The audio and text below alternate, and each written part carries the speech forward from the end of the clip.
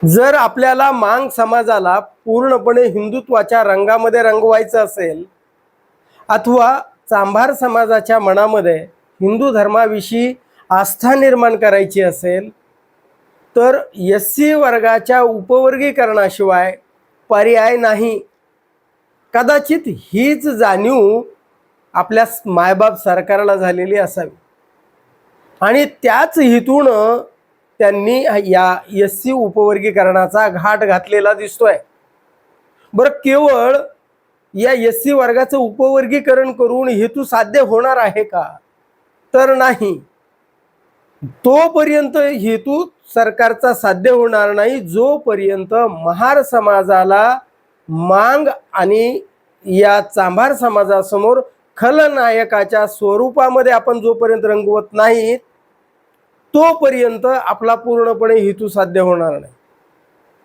म्हणजे एक तर मांग समाजाला हिंदुत्व कडे वळवणे, चांभार समाजाच्या मनात हिंदुत्व धर्माबद्दल हिंदूबद्दल आस्था निर्माण करणे आणि महार समाजाला या दोन्ही समाजापुढे खलनायक म्हणून रंगविणे हा सरकारचा स्पष्ट हेतू दिसतोय.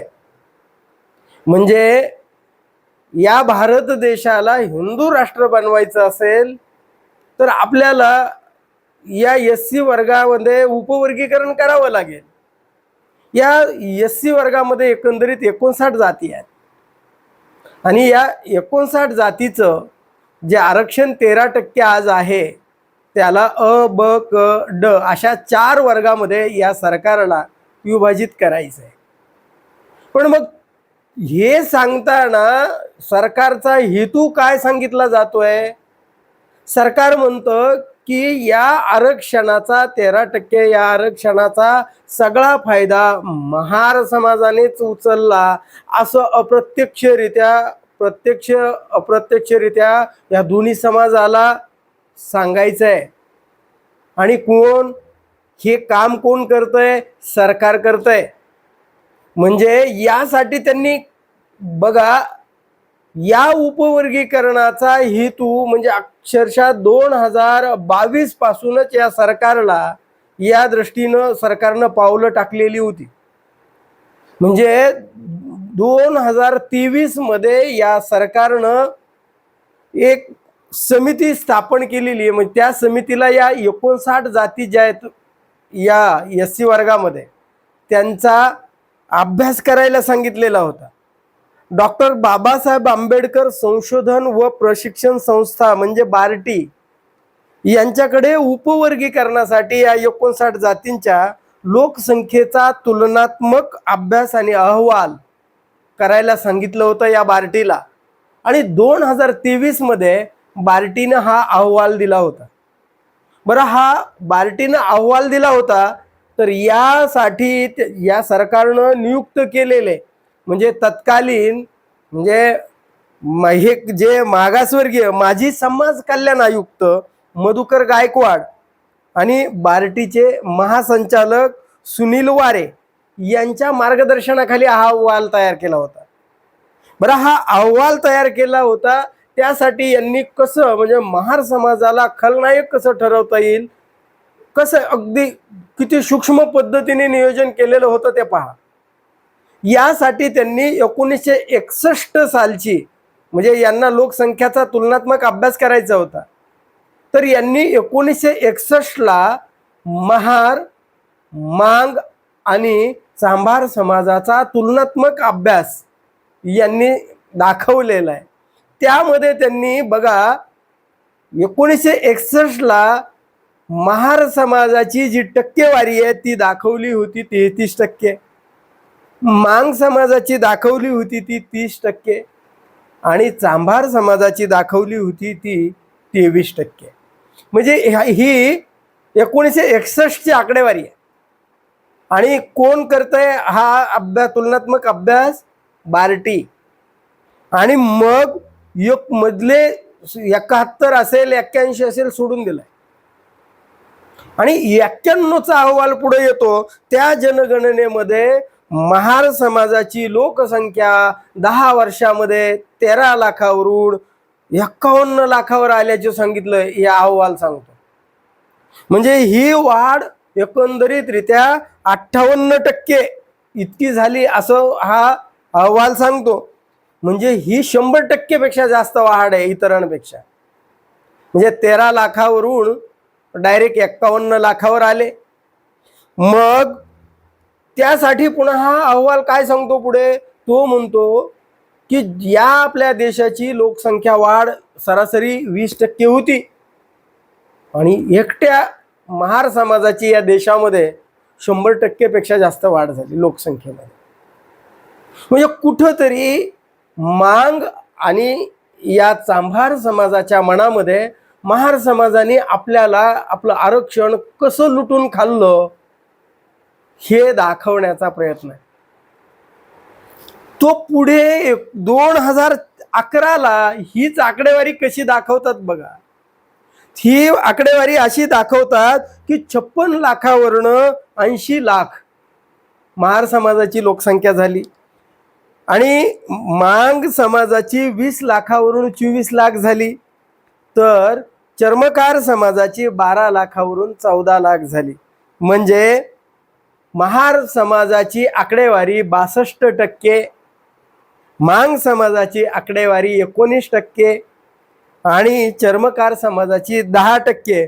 आणि हा निष्कर्ष काढणारे हे वारे महाशय आणि गायकवाड हे महोदय दोन्ही फार महान व्यक्ती काय सांगतात माहितीये का, की ही महार समाजाच्या लोकसंख्येमध्ये आश्चर्यकारकरित्या जी वाढ झालेली आहे लोकसंख्येमध्ये, त्याचा ठोस पुरावा, त्याचं ठोस कारण आपल्याला देता येत नाही.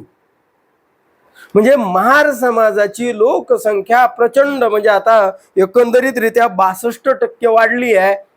मग मांग समाजाला आणि चर्मकार समाजाच्या मनामध्ये खलनायक म्हणून या रंगवायचंय असं चित्र स्पष्ट आहे. कारण हा जर अहवाल बार्टीचा जर सरकारला द्यायचा असेल तर तो बाहेर येतो कसा, आला तर तो निव्वळ महार समाजाच्या विरोधामध्ये कसा रंगवला जातोय, याच्या पाठीमागे काय कारण आहे, तर कारण एकच आहे की या चर्मकार समाजाला आणि मांग समाजाला महार समाजापासून बाजूला करायचं आहे आणि मग आपल्या देशाची वाटचाल जी हिंदू राष्ट्राकडे करायची आहे ना, त्याकडे पडलेलं एक पाऊल असू शकतं. पण मग यानं काय झालंय, यानं एकच गोष्ट झाली की न्यायमूर्ती बदर जे आले नंतर, आता म्हणजे हा अहवाल दिला, महार समाजाला खलनायक रंगवलं, पण आता न्यायमूर्ती बदर या सरकारनं 2024 मध्ये बदर आयोगाची स्थापना केली आहे. म्हणजे फडणवीस सरकार आणि वर्ण देणारे मोदी शहा सरकार किती चालाक आणि चाणाक्ष आहेत पहा. बदर आयोगाची स्थापना, ती एक सदस्यीय समिती स्थापन केली आणि त्या बदरनं 16 मार्च 2026ला आपला अहवाल सादर केला शासनाला.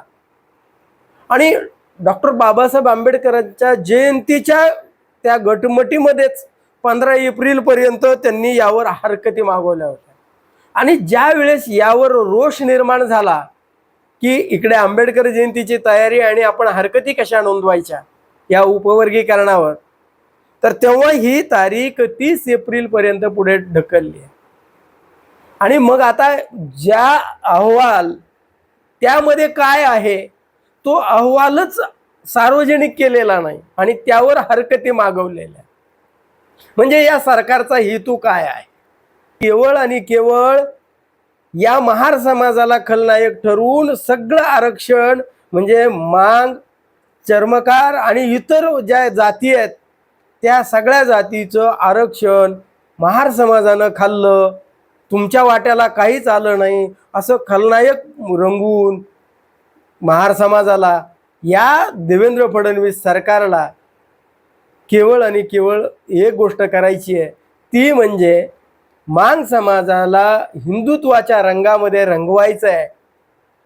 अण्णाभाऊ साठे हे डॉक्टर बाबासाहेब आंबेडकरकडे जरा झुकणारं व्यक्तिमत्व आहे, त्यांच्याऐवजी थोडंसं लोकमान्य टिळकांकडे वळणारं त्या आद्य क्रांतिकारकाकडे वळणारं असं व्यक्तिमत्व एक सामाजिक महत्वाची प्रतीक म्हणून पुढे केलं तर या मातंग समाजाला आपण सहज हिंदुत्वाकडे वळवू शकतो.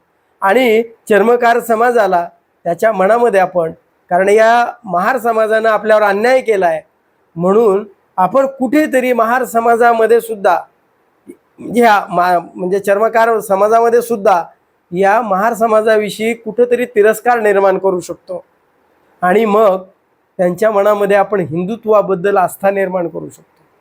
म्हणजे हे एकंदरीत एससी उपवर्गीकरणाचा हा जो डाव आहे तो केवळ आणि केवळ या दलित जमातींचं हिंदुत्वीकरण करण्याचा हा पूर्णपणे संघ परिवार आणि देवेंद्र फडणवीस सरकारचा डाव आहे का, याविषयी आपलं काय मत आहे कमेंट करून जरूर सांगा.